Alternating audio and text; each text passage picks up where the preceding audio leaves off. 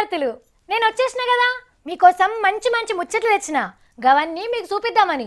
మరి ఇంకెందుకు ఆలస్యం, ముందుగల హెడ్లైన్.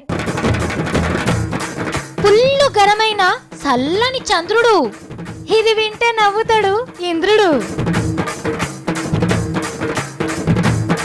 యోగాడే పెట్టించింది గల్లెపెట్టెకు దమ్ము, తేలిస్తే దులుపుతారు సర్కారు దుమ్ము. కోటీశ్వరుల కంటే కూటికి లేనోళ్లే నయం, సర్కారంటే వాళ్ళకుండది భయం. పల్కా బల్పం పట్టబోతున్న డాక్టర్లు, అక్షరాలు దిద్దు నేర్పాలే పేషెంట్లు.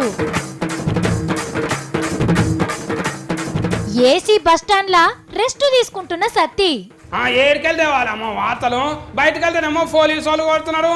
మళ్ళీ కేసీఆర్ సార్ ఏమో సెక్రటరీకి వస్తలేడు, మళ్ళా జగన్ అన్ననేమో దీక్ష చేస్తలేడు. ఆ జేసీఫ్ కేసులోనేమో భాష ఎవరో తెలుస్తలేడు. ఉత్తమ్ కుమార్ సార్ ఏమో ఉత్తగానే ఉంటున్నాడు. ఏడికెళ్తే వాళ్ళ వార్తలు.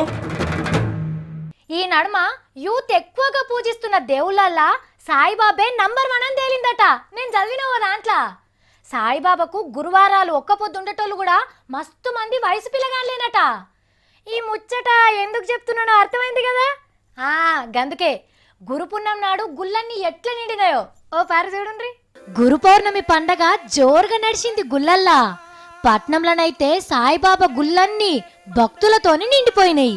దిల్సుఖ్ నగర్, పంజాగుట్ట, ఫిలిం నగర్, చాదర్ఘట్ సాయిబాబా గుళ్ళకైతే శీతం వచ్చిండ్ర జనాలు.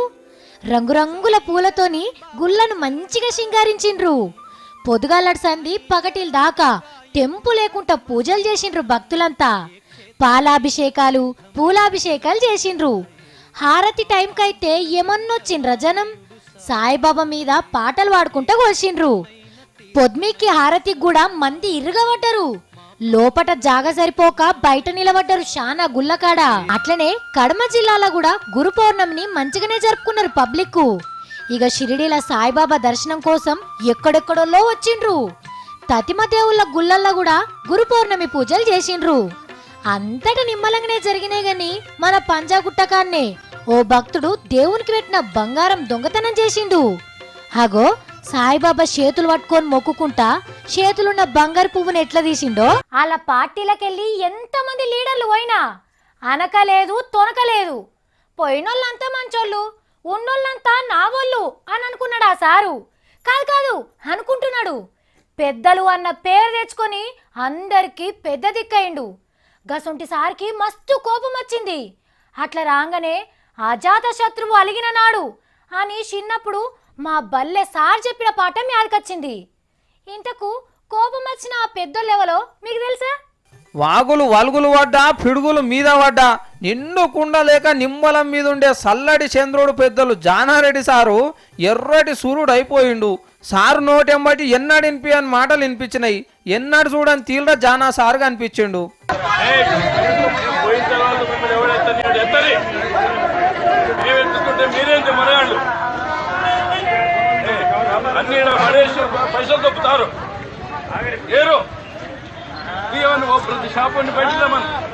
నల్లగొండ లాగా మున్సిపాలిటీల కష్టాలు ఇసారిద్దామని పోయినప్పుడు ఇగో గింత కోపం వచ్చింది జానారెడ్డి సారుకు.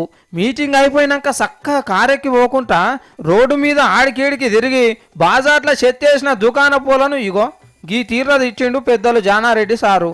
మరి కాకపోతే ఏంది, జానా సారు ఎట్లాగో నిమ్మల మనిషి కదా, ఏమైతే తీయని ఇష్టం వచ్చినట్టు చేస్తే ఊకుంటాడా? ఎన్నడు కోపం చేయనోడు కోపం చేస్తే ఎట్లుంటుందో అందరికి చూపెట్టిండు పారి.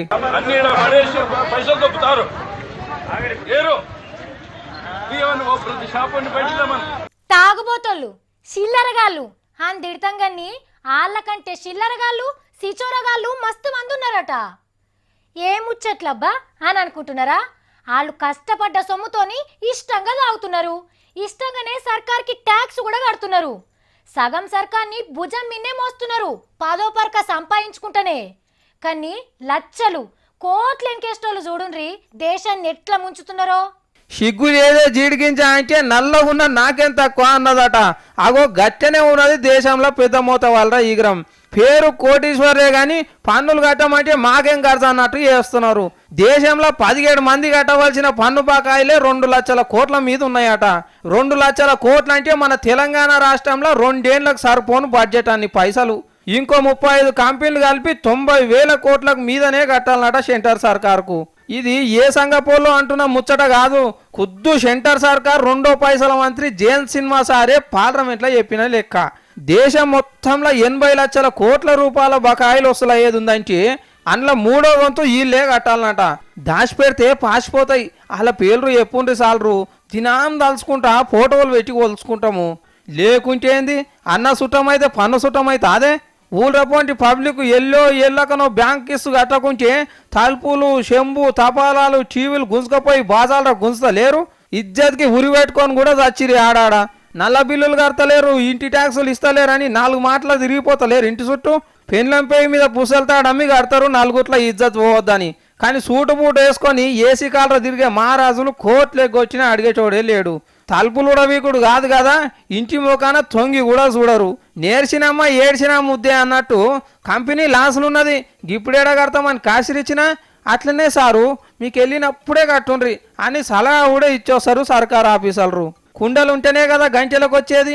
పెద్ద పెద్ద మోతవాళ్ళంతా లక్షల కోట్ల ట్యాక్సులు కట్టకుంటే దేశం ఎట్లా ముంగట పడుతుంది సారు. మోడీ సారు చీపురు పట్టి రోడ్లు ఉడుచుడు కాదు సారు, ముందుగా వీళ్ళ దుమ్ము దులుపుండ్రి, గప్పుడు అచ్చా భారత్ తయారవుతుంది అంటున్నారు పబ్లిక్. ఆహా, యోగాకు ఎంతటి యోగం పట్టించిండు మోడీ సారు. దునియా అంతా సలాం కొడుతున్నది మన యోగాకు.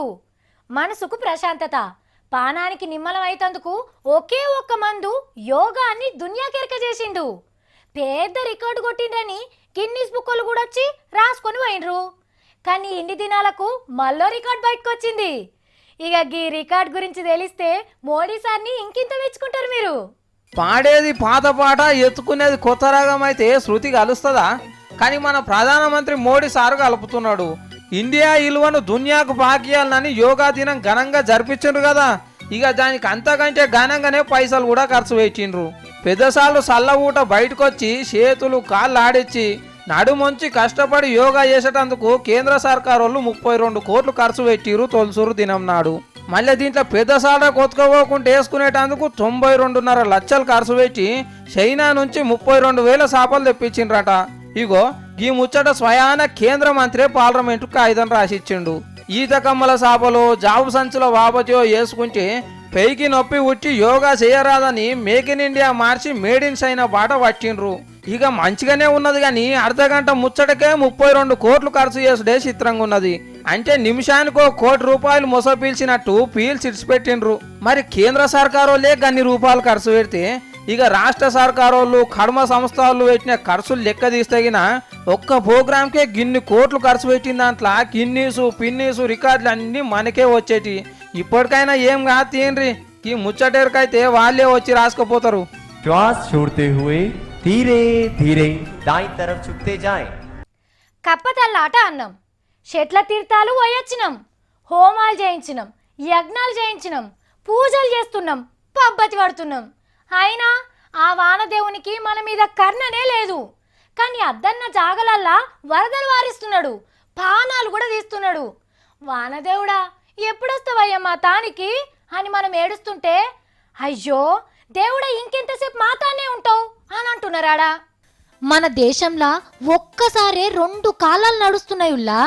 ఒక బాజు ఎండాకాలం, ఇంకో బాజు ఆనకాలం నడుస్తుంది. ఉత్తరం పడమటి బాజు ఆనలు ఉరిమి ఉరిమి కొడతా అంటే దక్షిణం బాజు మాత్రం ఎండలు దంచి కొడుతున్నాయుల్లా. ఇగో ఒడిశా రాష్ట్రం దిక్కు చూడుండ్రి, ఆనల దెబ్బకు రోడ్లన్నీ తెగిపోయి ఒగూరోళ్ళు ఇంకో ఊరికి పోకుంటా రాకుంటా అయిపోయినాయి. ఆగో జరంత ఈత కొట్టచ్చినోళ్ళే అటు ఇటు పోతున్నారు. ఇండ్లైతే జల్లెడైపోయినాయుల్లా. గుళ్ళు గోపురాలు సగం బండ మునిగిపోయినాయి. గుజరాత్ రాష్ట్రం దిక్కైతే చెప్ప వశం కాదు పొండ్రి. ఇయ్యర ఇసిరిగొట్టే వానకు చెట్లిరిగి రోడ్ల మీద పడ్డాయి. కింది బాసుకుండే ఇండ్లకు నీళ్ళొచ్చే వరకు బువ్వ కూరండుకునే దిక్కు కూడా లేకుండా అయిపోయింది. ఉత్తరప్రదేశ్ కాడ కూడా గిట్లనే ఉన్నది. గంగమ్మ సిగమూక్కుంటా వారుతుండే వరకు ఆగమాగమైపోతున్నారు జనాలు. చలికి ఆనకు వరదలకు మస్తు మంది పానాలు కూడా ఇడిచిండ్రు. ఇక ఇటు దిక్కెట్లున్నది ముచ్చట, పేరుకు ఆనకాలమే గాని ఎండలు ఇర్రగా మరగ కొడుతున్నాయి. ఏసిన ఇత్తులు మొలకలకు రాక మాడిపోయినాయి. బయటికెళ్ళే వీలు లేకుండా పోయింది. గిదంతా చూస్తుంటే వానదేవుడు ఒకలనేమో కన్న కొడుకు లెక్క ఇంకొకళ్ళనేమో సాదుకున్న కొడుకు లెక్కనే చూస్తున్నట్టు కొడతలేదు. గందుకే అందరినీ ఒక్క తీరు చూడు దేవుడా అని యవసందారులు మొక్కుకుంటాన్రు. రోజు మైకుల ముంగట తిట్టుకునే లీడర్లందరూ ఒక్కటై మంచిగా ముచ్చట్లు పెట్టుకున్నారు. ఒక్కళ్ళు కాదు, ఇద్దరు కాదు, పెద్ద పెద్ద లీడర్లంతా ఆన్నే చేరిండ్రు. ఏ ఊక సావిత్రి, అంత తిక్క తిక్క మాట్లాడకు. రోజు తిట్టుకునే లీడర్లు ఒక్క కాడికి ఎట్లా చేరుతారు అని అనుకోకుండ్రి.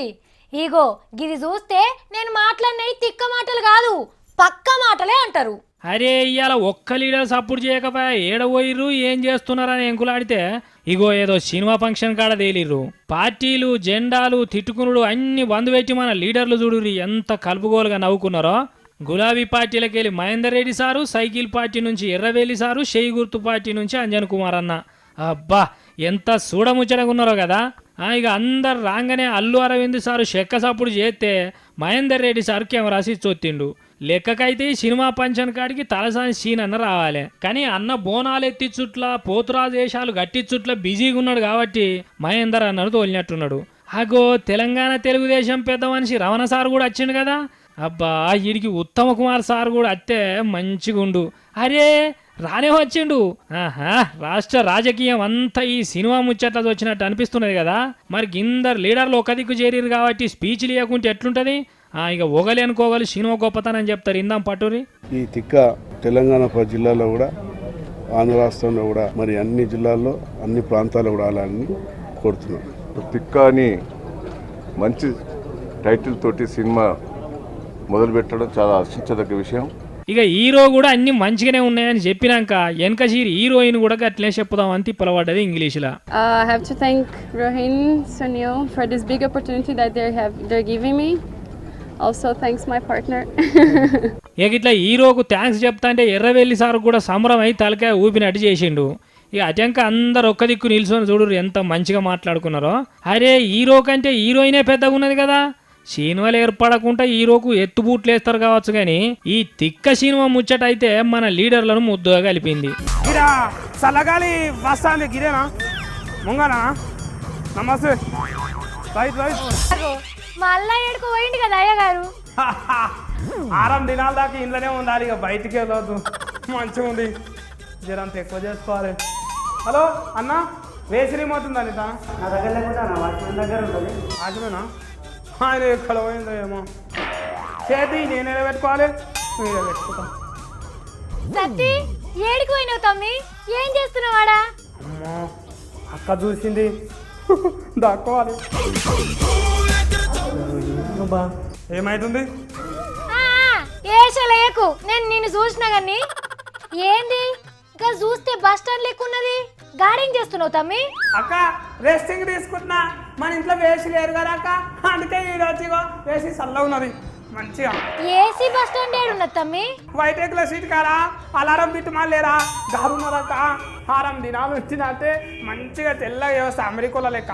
హైటెక్ సిటీ కాడ అలారం బిట్ మాలా? నాకు అర్థమైతలేదు తమ్మి, తెలుగులో చెప్పరాదు? మా అక్కకు రాయంతో ఇంగ్లీష్ కూడా వస్తలేదు అక్క. ఇగో మైండ్ అంటే ధమాకు, స్పేస్ అంటే జాగా. ధమాకులో జాగలేరా అక్క, గారా. నీకు దండం పెడతా తమ్మా, నువ్వు ఇంగ్లీష్ లోనే చెప్పు, తెలుగులో చెప్పకు. ధమాకులో జాగలేరా అక్క, గారా. ధమాకుల జాగా కాదది, మైండ్ స్పేస్ సర్కిల్ అంటారు దాన్ని. అలారం బిట్ మాల్ లేరా గారున్నదక్క. అది అలారం బిట్ మాల్ కాదు తమ్మి, ఇన్నర్ బిట్ మాల్. నాకు అననీకి వస్తుంది, నీకు అననీకి వస్తలేదు కానీ అక్క నేను ఇంగ్లీష్ ట్యూషన్ పంపించాలక్క ఇంకా నుంచి. ఇంకా అబ్బో ఇప్పుడే దిగిండి అయ్యా అమెరికాకి వెళ్ళి ఇంగ్లీష్ పంతులు, నీ దగ్గరనే నేర్చుకోవాలి ఇంగ్లీష్. ఇక అక్క మా ఫటిల దాకా నన్ను డిశ్చార్జ్ చేయక చెప్తున్నా చూడు, బయట మస్తు ఎండ కొడుతున్నది. ఆనాకాలం నీకు ఎండ కొడుతున్నదా? పోయి బస్ స్టాండ్ లో వంట అంటున్నావు. వానకాలం లేకున్నదా ఏమన్నా? బయట చూడుకో ఎట్లా పోతున్నావు, ఎండలు మొత్తం గరం గరం ఉన్నది, ఏమన్నా చల్లగా ఉన్నా అంటున్నది బయట. నేను వార్తలు రేపని తోలితే ఏసీ బస్ స్టాండ్లు గిస్టాండ్లు అనుకుంటా నువ్వు తిరుగుతున్నావా? ఏరికెళ్తే వాళ్ళమ్మో వార్తలు, బయటకు వెళ్తేనేమో పోలీసు వాళ్ళు కొడుతున్నారు, మళ్ళీ కేసీఆర్ సార్ ఏమో సెక్రటరీకి వస్తలేడు, మళ్ళీ జగన్ అన్ననేమో దీక్ష చేస్తలేడు, జేసీఫ్ కేసులోనేమో భాష వల్ల తెలుస్తలేడు, ఉత్తమ్ కుమార్ సార్ ఏమో ఉత్తగానే ఉంటున్నారు. ఏరికెళ్తే వాళ్ళ వార్తలు అయితే గయ్యే వార్తలా? ఈగేముండయా? వార్తలు చెప్పాలా? అందరికీ నమస్కారం. వార్తలు చదువుతున్నది బిత్తరి సత్తి గారు. ఫనేమి లేక వేసి ఆదలం అనుకున్న సత్తి మరి తెలంగాణ ప్రజలంతా హర్షం వ్యతిరేకం చేస్తున్నారు. బస్టాండ్లో కూసునే సౌలతే ఉన్నది కానీ పండుకునే సౌలత లేదని హర్షం ప్రదర్శించారు పలువురు. ఇప్పుడు వార్తలలో చిన్న ఫకటెంకలు. వాషింగ్ పౌడర్ నిర్మా నీ వార్తలినుడు మా కర్మ. అబ్బా సేమ్ టు సేమ్ చెప్పినవాక మళ్ళా వార్తలకు బయట మొత్తం తిరిగి స్వాగతం. వార్తలు దేపో అని పంపితే ఆడాలు లేరు ఈడు లేరని కథలు పడుతున్నావు కథలు.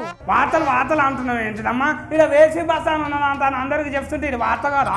మళ్ళీ ఇక్కడ కూర్చునే సౌలతే ఉన్నది, పండుకునే సౌలత్ లేదా అంట అని చెప్పలేనా? ఏంటిదో కథలు పడుతున్నావు. ఏసీ బస్ స్టాండ్లు ఉన్నాయన్న విషయాన్ని చెప్పి ఇదే వార్త తీసుకోని అంటున్నావు కదా. అబ్బా నా కళ్ళు తెరిపించినవు తమ్మి. మళ్ళీ ఏంటిది అనుకున్నావు? వార్తలు చెప్పుట్లా ఫస్ట్ నేనే అక్క. ఫస్ట్ అంటే యాడికి వచ్చింది? 1 తారీఖు వచ్చింది కదా జీతమి. మన ఆయన ఇంటికి పంపి మనడు యూరియా సంచులు కొనుక్కొస్తాడంట. ఇస్తా గానీ నువ్వైతే ఆఫీస్కి రా ఫస్ట్. ఇప్పుడే రామన్న ఆఫీస్కు. మళ్ళీ ఆఫీస్కి రావాలి. రోజు సోమవారం శనివారం దాకా నేను రానే అనుకో.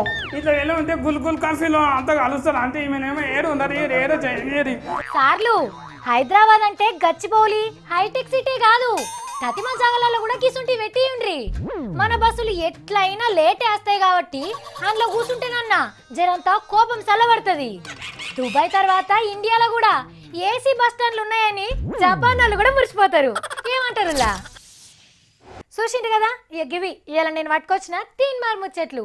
మళ్ళీ 3 మార్ వార్తలలో కలుద్దాం. అప్పటిదాకా చూస్తూనే ఉండుండ్రి V6.